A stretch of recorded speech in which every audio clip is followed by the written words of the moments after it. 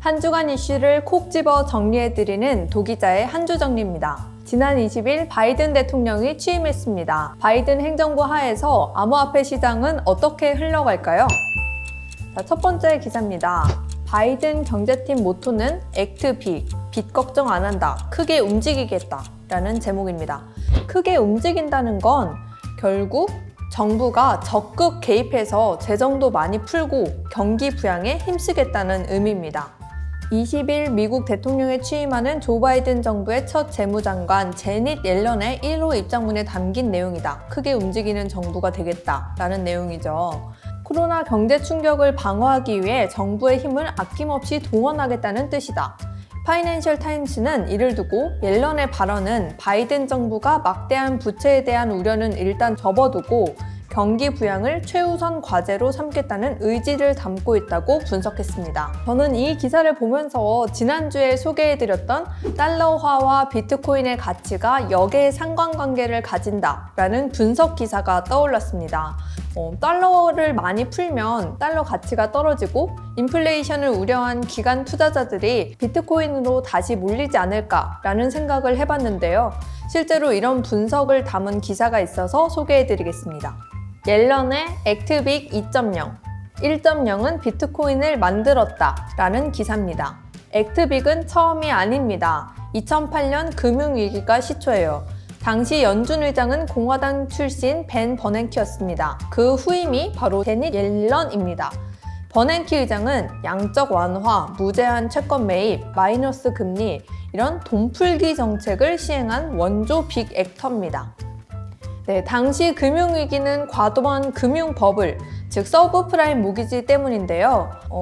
이때 공교롭게도 비트코인이 나왔습니다. 액트빅 버전 1.0은 사토시 나카모토가 비트코인을 만드는 계기가 됩니다. 라고 나옵니다. 즉, 주류 금융 권력이 버블을 만들어 놓고 경제 파산의 고통은 왜 대중이 짊어져야 하는가? 이런 질문에서 탈중앙 디지털 화폐가 탄생을 했고 대표적인 게 바로 비트코인이죠.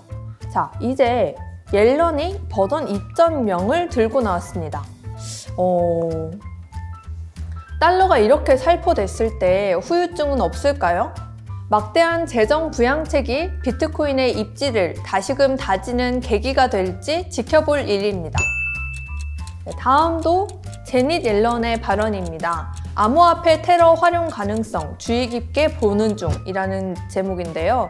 제닛 옐런 미 재무부 장관 지명자가 19일 있었던 미 상원 재무위원회 청문회에서 암호화폐가 테러 자금 조달에 사용될지에 대해 주의 깊게 보고 있다고 말했다. 적어도 거래 측면에서는 암호화폐가 불법적인 자금 조달에 이용되고 있다고 생각하고 그래서 그런 사용을 줄일 방안을 검토하고 이런 경로를 통해서 자금 세탁이 발생하지 않도록 조치해야 한다고 강조했다. 이런 이야기가 나옵니다. 그러면서 이 기사에서 보면 청문회를 통과하고 재무부 장관으로 제닛 옐런이 취임하게 되면 필연적으로 트래블 룰 등 암호화폐 관련된 많은 규제를 감독하게 될 것으로 보인다 라고 나왔습니다. 암호화폐의 자금 세탁 방지 이슈는 꾸준히 지적되어 왔던 문제입니다. 여기 보시면 트래블 룰이라고 나오는데요. 트래블 룰은 가상자산 거래소가 자금이 이체될 때 그 송신자는 물론이고 수신자의 정보도 모두 알고 있어야 한다는 규제입니다. 쉽게 말해서 은행에서 계좌로 돈을 보낼 때 계좌번호 등록만 하면 돈을 받는 사람의 이름까지 뜨잖아요. 마찬가지로 가상자산 사업자도 자금이 이체될 때 송신자는 물론이고 수신자의 정보도 확인하고 있어야 한다라는 게 트래블 룰의 핵심입니다. 근데 문제는 암호화폐는 암호화폐 지갑 주소만 알면 이체가 가능한데 암호화폐 지갑 주소의 주인이 누구인지는 기술적으로 파악하기 어렵다는 점입니다. 이 때문에 트래블 룰은 업계의 오랜 난제로 꼽혀왔습니다. 국내에서도 오는 3월 가상자산 사업자에게 자금 세탁 방지 의무를 규제하는 특근법이 시행될 예정인데 트래블 룰은 1년 유예됐습니다. 자, 난제 트래블을 마주한 암호화폐 거래소, 기술 협력, 제도 모두 필요하다. 즉, 기술적으로 힘들다면 제도로 이 문제를 해결해야 한다는 전문가들의 입장입니다. 마찬가지로 제닛 옐런의 발언에서 업계 난제로 꼽혀왔던 트래블 룰을 해결하겠다는 의지가 엿보입니다. 규제가 강화되면 암호화폐 업계에 부정적 영향을 미칠 수 있지 않냐고요? 물론 단기적으로는 암호화폐 가격에 안 좋은 영향을 미칠 수도 있습니다. 하지만 암호화폐가 범죄에 사용되는 걸 강력히 규제한다면 암호화폐가 범죄 수단이라는 이미지에 갇혀서 그간 빛을 발하지 못했던 암호화폐의 장점이 드러나는 계기가 될 수도 있지 않을까요?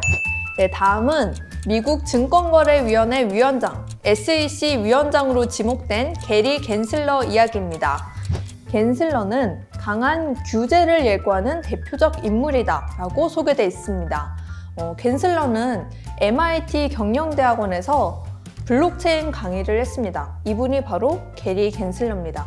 그러면 그가 과거에 어떤 발언을 했는지 한번 살펴보겠습니다. 네, 포브스 기사입니다. 이 기사를 보시면 겐슬러는 2018년에 MIT에서 열린 블록체인 컨퍼런스에서 이런 발언을 합니다. 아주 주목할 만한 발언이 나오는데요. 리플과 이더리움을 똑같이 증권으로 본다는 견해입니다. 자, 이건 사실 엄청난 이슈입니다. 게리 겐슬러가 임명된 SEC, 미국 증권거래위원회는 미국 증권을 관리 감독하는 최고 기구입니다. SEC는 지난해 리플을 상대로 소송을 제기했는데요. 리플이 등록되지 않은 증권을 판매했다는 이유에서입니다.